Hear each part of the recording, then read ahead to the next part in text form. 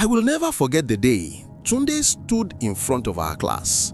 His clothes rough and his sandals broken. People laughed at him and you could see the shame on his face. That moment almost chased him out of school, but it became the start of his success story. I was there. I saw everything with my own eyes. Tunde came from a small village. He was the first child in his family to ever enter university. His father was a farmer and his mother sold akara by the roadside. They did everything possible to send him to school, but money was always a problem. In our first year, most of us wore new clothes, had smartphones, and lived in the hostel. Tunde was different. He stayed in his small face me I face you room outside campus, sharing with 3 other boys. He had only 2 shirts and 1 pair of trousers.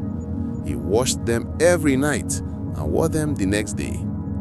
At first, many students ignored him, but as time went on, people started mocking him. Some girls would laugh when they saw him pass. Some guys would whisper, "Bush boy" or "local boy." The worst happened one morning during a group presentation.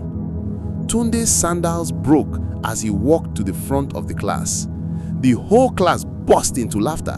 Even the lecturer smiled small, though he tried to hide it. That day, I thought Tunde would drop out. He looked at all of us, shame all over his face. But then, something changed. He stood straight and presented like nothing happened. His English was clear, his points strong, and the lecturer even clapped for him. That was the first time I realized he was not ordinary. Outside class, Tunde started looking for ways to survive. He could not wait for his parents' little money. He began fixing phones for people. He didn't even have tools at first, just borrowed small things from a local phone repairer. Slowly, students started trusting him. Then, he started printing and binding assignments. He borrowed a small printer, carried it on his head from his house to school, and set it up in the corner of our faculty. People laughed again, saying, "How can a university student be doing printing work like a roadside man?" But by second year, everybody was going to him. His work was neat and he was cheaper than the cyber cafe. He saved every naira he made. I remember one night after exams, I followed him to his room. He opened a small wooden box under his bed and I saw bundles of money wrapped in nylon.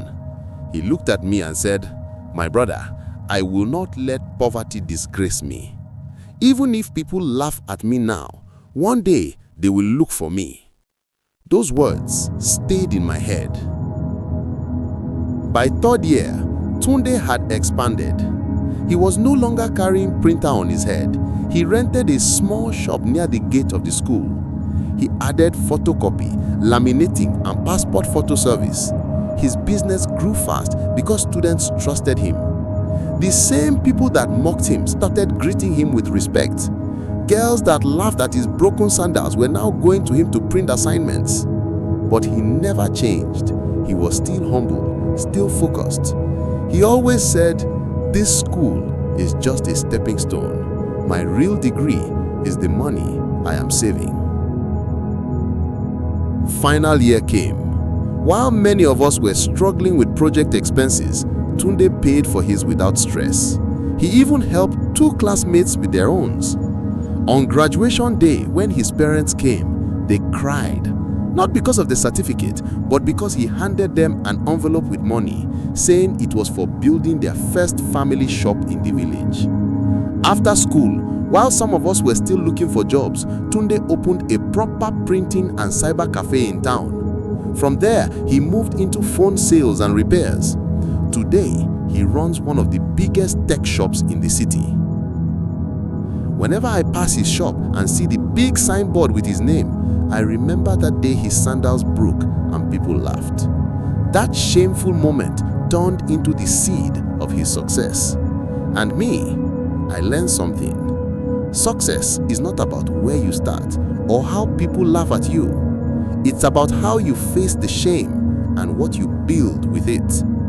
I saw Tunde rise with my own eyes, and anytime I feel like giving up, I remember his words. I will not let poverty disgrace me.